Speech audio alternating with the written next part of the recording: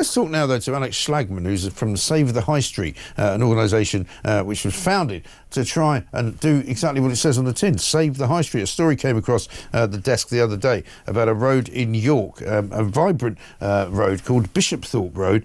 Used to have buzzing shops, lively cafes, great community spirit, but it's now kind of decided, well, it hasn't decided, it has now become the scourge of all high streets in this country now. It's full of vape shops and Turkish barbers. Gone are the butchers, the bakers, the greengrocers, all gone for a variety of reasons. Let's find out from Alex what he can tell us. Alex, very good morning to you. Morning, Mike. Thanks for having me. I mean, people will recognise that description, won't they, of high streets all over the country, up and down. I've not been to this particular place in York, so I don't know what it used to be like, but I've been to York before, and it's a pretty vibrant little city, you know. But so many high streets in this country have either just got now, you know, charity shops. They might have the odd betting shop. They've got a Turkish barber or two, a vape shop. It's a shocking state of affairs, isn't it?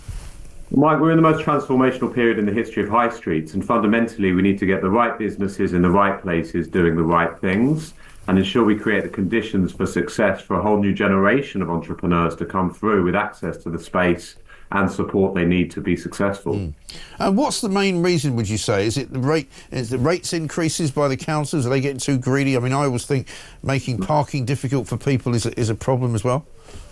Look, the success or failure of high streets impacts everybody, and there's actually a number of different, if you like, stakeholders who have a role to play. Yeah. Councils do have a role, and there's various devolved powers where councils can have an impact. Some of the things that people blame councils for, they haven't even got control over, strangely enough. Right. And I think, you know, if we look across that whole ecosystem, obviously the businesses themselves, everyone has to do their best to create the best business they can, and it's not easy as a small business owner. You've got to wear so many hats. You know, most entrepreneurs who build businesses on high streets, they're great tradespeople, but they don't have the skills to be good at marketing and finance and operations, HR, like a big business. Then you've got the landlords, and how does the landlord-tenant relationship evolve over time so we can have something that's more sustainable? And ultimately, there's a lot of people out there on high streets all around the UK that care about the success of high streets, who are trying to make a stand. And we need to support those people to have the impact they want in the places they love. Sure. And I guess, because as you say, it's difficult to run a business, it's getting ever more difficult, isn't it? With the price of everything, the price of energy, for example, is mentioned to me as a big reason why a lot of people have given up running their business. The price now of national insurance, where you have to hire, if you have to hire people, that's gone up. You know, the price of just buying all of the goods that you want to sell, whatever they are, everything's going up in price, and so it's harder and harder to keep your head above the parapet. I mean, I go down to a little town in Sussex at the weekends, and the high street there, one by one, there are shops sort of disappearing, and you can see it happening. There was a greengrocer that was really good for a while, but that's gone. You know, there was a restaurant that was going really well for a while. That's gone. You know, it's a sort of a slow death almost. Yeah, look, there's a bit of a perfect storm of costs hitting the high street, and I think if we look at this from business rates, national insurance to minimum wage increases, there needs to be action taken, and there's been so much talk about bigger shifts and bigger change towards the business rate system, and we need to start to see that as we move through this year.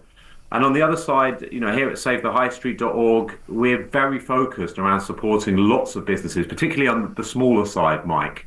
You know, independents from startups to scale-ups who don't have those resources and skills in their team to basically put the support around the business to make sure within that environment, until that changes, how do we get the economics of that business working as well as possible? How do we manage their costs down? How do we get their revenues up? So if people are wanting to find out a bit more about what you guys do at Save the High Street, you know, what can they do? What can you tell them? Well, look, I mean, anybody around the UK can join SaveTheHighStreet.org. It's an industry movement to change high streets for the better. As I said, we've all got a role to play. You know, everybody can understand their role by joining Save the High Street. If you're a local business, though, whether you're a startup to scale up, there's a big focus for us this year around two things. One, taking empty spaces and giving small businesses the chance to win a chance to try their offering out before they take a longer term lease. Yeah. These are competitions we're running all around the UK in empty shopping centres and high street empty units.